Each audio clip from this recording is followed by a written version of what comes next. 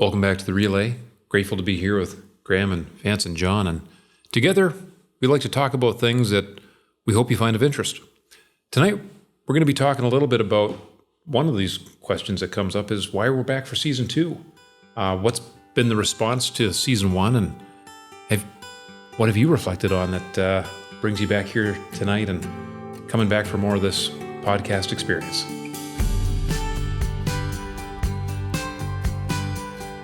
Was that the question? One of them. Okay, I'll jump into it. Sure. What gets me back? One of the cool things is my son has the fan club. He's got some friends in his school are like literally asking him all the time, when is the next episode dropping? So I think it's less about what I'm doing and more about like keeping him entertained a little too. And how old is your son? It's 13 and a half. Very cool. I don't know if that rounds up to 14, but no, it's an interesting way. Never knew what to get out of it. I'd be getting out of a podcast at all. But if that's what I get, which is my son being interested in what I'm talking about, cool. Is it resonating with him, or is it a little bit of part of like Dad's got a podcast, or are they joshing me? Or they're stripping. Yeah. Let me ask that a different way. Yeah. I think it's resonating. I think they're like literally want to hear what we have to say. It's because I don't know what they're exposed to. Well, I do know what they're exposed to, and some of it's crap, right? Some of it's that masculine crap. That we're not masculine, but that just that typical stuff. And I think maybe they're fans because they just appreciate us having conversations, maybe hopefully similar to what they're having. Like if they're having these conversations at wherever they are, I think that's pretty healthy. I'm finding it, relaxing, relieving. We're just talking about whatever it is we're talking about. So I'm enjoying it. That keeps me coming back. Yeah, I have to agree. I mean, the first thing about this is I just like hanging out with you guys and having a cool conversation, and not to be selfish or anything. It's really cool just to hang out and chat. The fact that we've had good conversations and it's resonating with people. I've got some really positive feedback from folks, and they're like, when are you doing some more? So that's encouraging. So it's wanting me to get back to do more and have more conversations and encourage conversations to happen between men and between anyone, between friends, make friends, whatever it is. If that's what people are getting into this, it's great. Yeah. Yeah, for me, very much similar. I think a lot of the feedback that I've received and we've all heard from our teammates at the pool is really like what you guys are doing. I think it's cool. I think it's neat, and no one else is speaking the way you guys are speaking as openly about some of the issues that we're talking about, especially in last season. So for me, it's a little bit about that. Giving the 3 or 4 viewers that we have the content they want, and the fan clubs, obviously. The other thing for me is I'm the only guy in my house. I've got a wife and 2 kids, both girls, and it's nice to just chat about stuff that I encounter as a father and husband and a swimmer, that there are likenesses of in your lives. And so for me, it's a little bit selfish too, to try and get some conversation out there that's meaningful for me, and I can get some key takeaways and have you thought about it this way, or have you considered this, or the way that we've often phrased things is, this is really working well for me, and I've noticed this change in my life as a result. So I can listen to the podcast and I can participate in the podcast, but for me, it's about being at the table and having a chance to see firsthand and hear firsthand what those things are for you guys too, because I've got, we all have many years ahead of us, and many of our own experiences are intertwined and some of them are individualized. So it's really neat to get that breadth of experience in succinct settings like this, where we can kind of just chill out and have a relaxed conversation. And if that's great for other people, then I'm happy to share that. But for me, it's going back to what we said last season, it's about the process, and I'm enjoying the process. So whatever the product turns into be, that's great. But I'm here for the process. I'm here for you guys and anybody who's listening. The podcast has been an interesting journey. Do we know what we're doing? No, but what's the worst thing that can happen, to kind of quote last season? And flip side of that, to ask it a different way, is what's the best thing that can happen? We get to hang out. We get to share something that is authentically our experiences, might encourage somebody, but most importantly, it helps me to reflect on what it is that I should keep doing more of. So coming back to season 2, it's also been, it was so tempting just to sit on the couch and not go to training. But knowing that I would not be seeing you guys kind of got me off the couch. Or is my life too busy for, making time for 3 hours of training a week or whatever it is? And, it's interesting. I realized that there's a lot of self-talk that this podcast has helped to correct for me. Going into the competition, the races, there's a lot of reflection on all the things that could go wrong. But if you just focus on what goes right, it's a lot easier. And so to the extent that I can help lead with that in the rest of my life, that's been a real benefit. So yeah, the podcast is a lot of fun, and I don't really worry, to your point, John, that, the process is actually the benefit, and the fruits of the process, well, that's a bonus. The self-talk comment is interesting because it's like you're having a conversation with yourself that really only you can hear.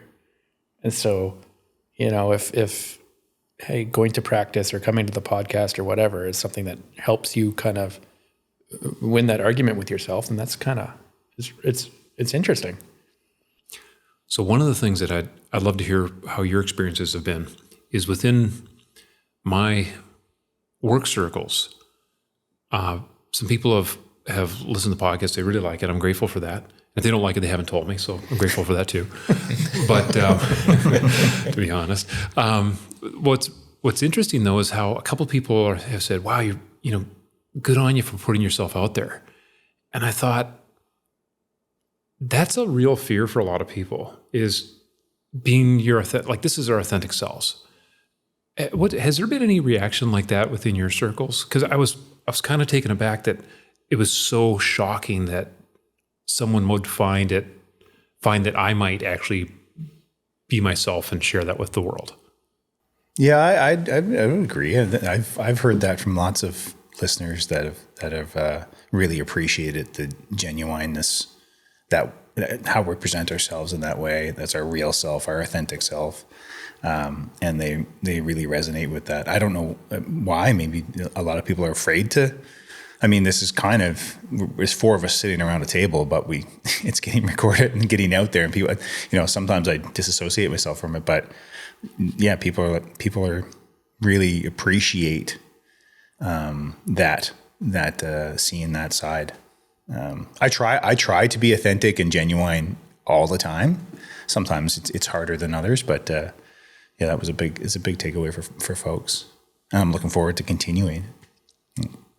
So one of the things I've been reflecting on is, in this age of phenomenal interconnectedness, we have social media, we have these snapshots into everyone else's life as they choose to share it through multiple different social media platforms.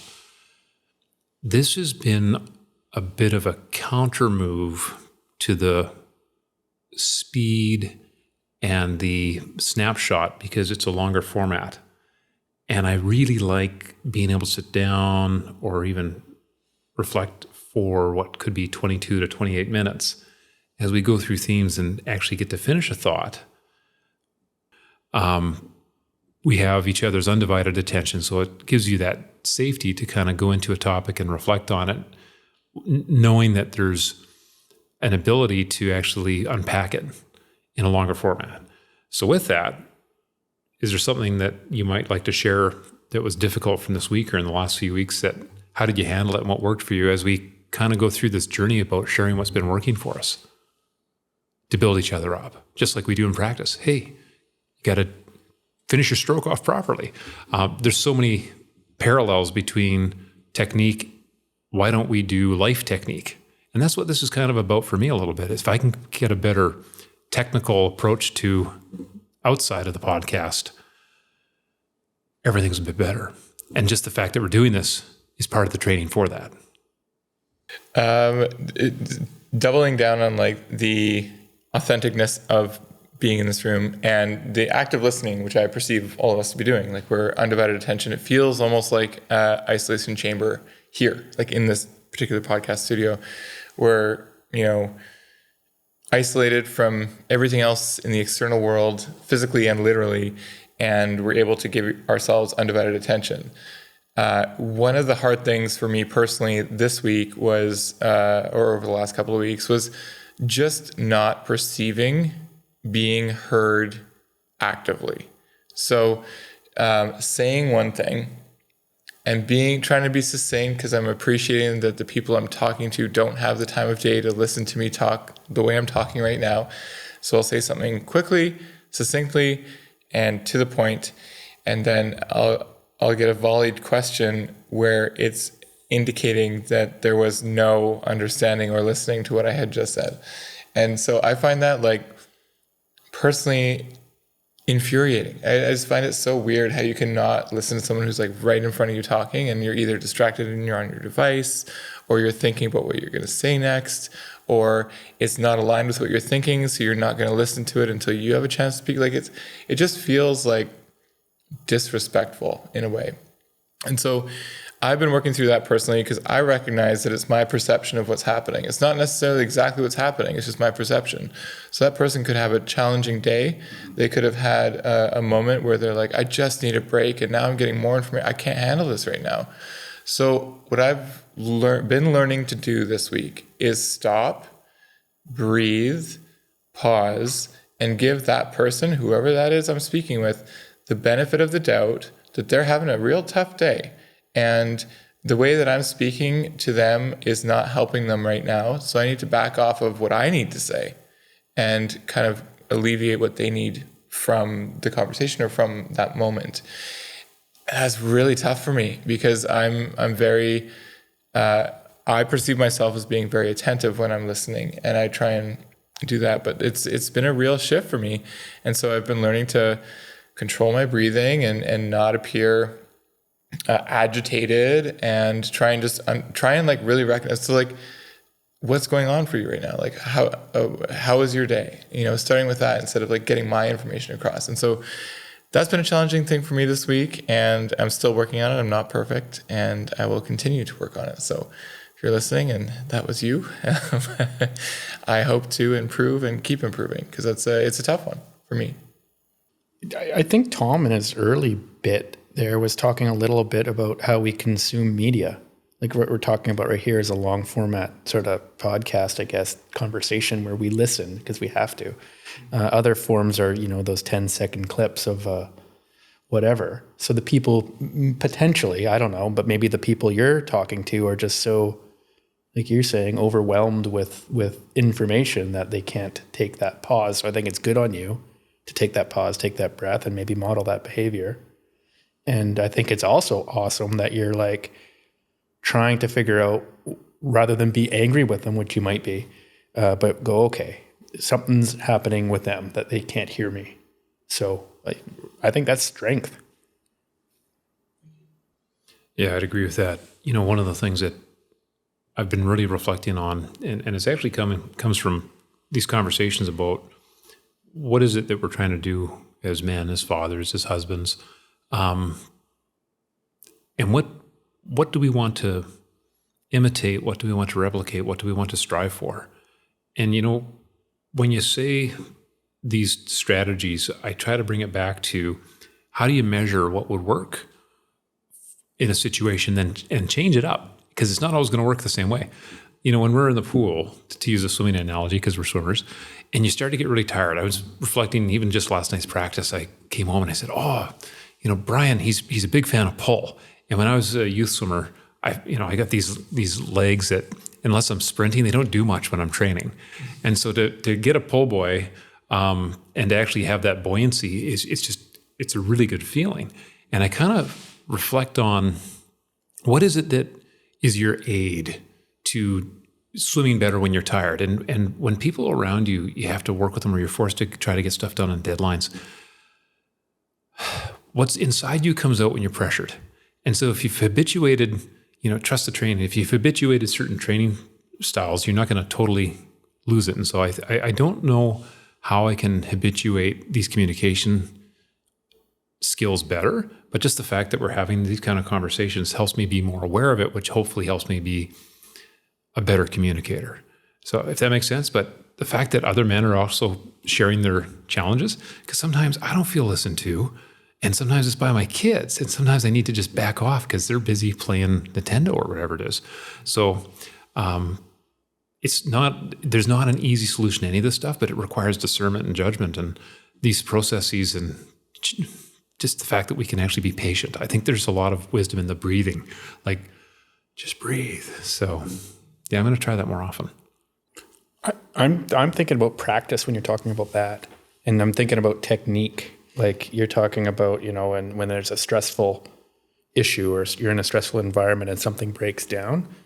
Like to extend the swimming analogy, it's a technique thing. We go to practice our technique so that when we finally go swim and you're in the last 15, 20 meters, if you're able to hold your technique together, you're going to do better. So maybe taking that into sort of the workplace is if you kind of do what John does and you force yourself to still listen, even though the forces are working against you, like you'll end up in a better spot. So maybe it's what I took from what you were saying. I don't know. Yeah, I think that's right. That's yeah. But yeah, I think that's a better way to put it than I put it. And what I love about that is as we build on each other's kind of current reflections, it's like, how do you do these stroke drills? We don't have any life drills. You just do life. But maybe some of this is actually a bit of, well, here's a communication drill. How much time do we spend doing stroke drills to make sure we have a good technique for when we go under pressure? But how much time do we do that in relationships, in life? And can we make space for that? I kind of think it's a good idea. And is this a drill for outside of the podcast studio? That's a good point. We do so many things so frequently in like our lives. Like we communicate face to face with people. We communicate over the phone with people. We communicate via email with people. And like ever so much more, those things are happening a lot in our day to day, like 100 emails, 50 conversations. Teams calls. Yeah. Yeah. And like Zoom meetings and like all this stuff, right? Like, so how much are we actually practicing that? And how much are we just in that space at that time and not thinking about what we're doing and the impact that it might have? And like, if we're able to pause and or practice those things to be better at doing those, it would, go a long way because we do those things so frequently. But what would that look like? What's like when you're saying build in that to your day? I mean, sometimes my days are just 9 meetings and, you're still processing the last one. And now I'm in a situation where I'm learning new things as well. I struggle with listening, active listening, because I'm worried about saying the wrong thing. I'm worried about what I got to do next, or I'm worried about the actions from the last meeting. So I think it's a great idea. I just don't know how to put that into my life to make it better. Because right now I know I'm not listening very well because I'm trying to learn, and I guess it'll benefit me in the long run, but I'm missing small things. So what would that look like in a day? Like what's the drill? Drill number one for me that's had a huge impact is just since we started the podcast, being aware of the danger of giving advice. So I preface almost everything with can I share with you this? And people, when they look at me funny, I'll say, okay. Then I don't share. I really respect that.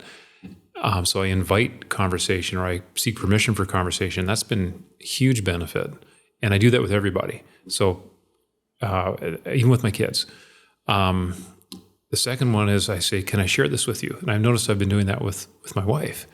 And it takes down that, you should do this. And it was funny because I was at a football game the other night and it was appropriate for the sport, but everyone's like, make some noise. And I was like, oh, and I just was like, this is a real contrast to how I've been communicating in my life. Like, why you keep telling me to make some noise? I don't want to right now. And it was funny how culturally though, how everyone's telling everybody else what to do. And I'm actively choosing not to. And that's been empowering. So that's kind of an application for me. I don't know about you guys. I think it's a good one, and a good contrast in like the way that you're living your life and the way that you've experienced, certain events. One thing that I picked up from a buddy of mine, Mitch, and his partner, they ask each other if they're open to receive some feedback, and it's the craziest thing. My wife and I were watching, and something happened with their kid, and one of them did something about it, and the other one said, "Are you open to some feedback about how you handled that situation?" I burst out laughing. We snickered at each other. But the immediate reaction was, not right now, maybe later. And it works so well. They communicate so effectively. And what started out as like an observational, like Seinfeld moment, what turned into like a practice that now I do at home. And so I will do something and I'll be clearly flustered or doing it, like trying to be busy and get the kids to school or get myself to work or whatever it be. And I'm not handling the situation in the best of my capacity. And, Lindsay will say, "Hey, are you open to some feedback right now about how you handled that situation?" And sometimes she'll get a quick look and it's clear that that's a no. And sometimes I'll say, "Actually, I really would. I know I didn't handle that super well, and I'd love to know how to handle that better." And so it's like a very practical way and like line of communication that we both kind of like sidelined and viewed before we incorporated it. But it was a really cool thing, and like I'm having a good time with it, and it forces you, even if you don't get that feedback, to stop and pause and think about how you handled that. And how you would have liked to have handled that. And even if your response is a snicker or a stare, you reflected at that moment in that situation. It's been such a blessing for us. It's so cool. Yeah, I really enjoy it. I'm scared of that. I'd get it all day, every day. You're better than that. Yes, I thought about it from this angle. Yeah. That's a good tip. It's hard to to receive feedback. Super totally. Yeah. If I heard that, I probably would have reacted like you and started giggling like, "That's bonkers." Yeah. For that, now you flipped it, so you're like, actually, it's not as bonkers as yeah. Yeah.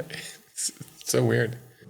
Well, what's nice about this is I don't think any of us pretend, I'll speak for myself, we don't pretend to have anything figured out. But I think there's real wisdom and strength in just walking out your best, which is probably enough to get you to a pretty good spot most of the time. And I think that's probably the other takeaway is if you're not struggling a little bit in terms of, applying effort against the water to get you forward, you're probably not swimming. So there's going to be a bit of a necessary struggle, because without any struggle, you don't get any movement. Mm-hmm. To reflect philosophically, perhaps. Mm-hmm. Oh, that's good. Yeah. I feel my life's more like a 1,500 free as opposed to a sprint right now. Yeah. Just long and lots of turns and lack of energy. Yeah. Here's my takeaway, and it's another music lyric because it's what's going through my head right now. Like we're talking about, the day to day and how, all these things are just pushing us along, and we're just sort of going there and taking that second to go, okay, we're in this little thing talking to each other, and it's a Tragic Hip lyric again. Surprise, surprise. It's a good life if you don't weaken. Yeah. Let's get friendship right, get life day to day. That's what I'll take from today. So thank you. Oh, thank you. Now that's going to stick in my head. Yeah. So You're that's welcome. a good one. Thank you. It is a good life. You don't weaken. Well, gentlemen, again, thanks for a great conversation. I hope you enjoyed it, viewers. Cheers. Cheers. Cheers. Thanks for watching. We hope you've been enjoying the relay. If you like what you're seeing and you want us to do more, please hit subscribe and hit that like. Stay tuned for future episodes. And if you have any suggestions about what you'd like to see more of us talk about, we'd like to hear from you.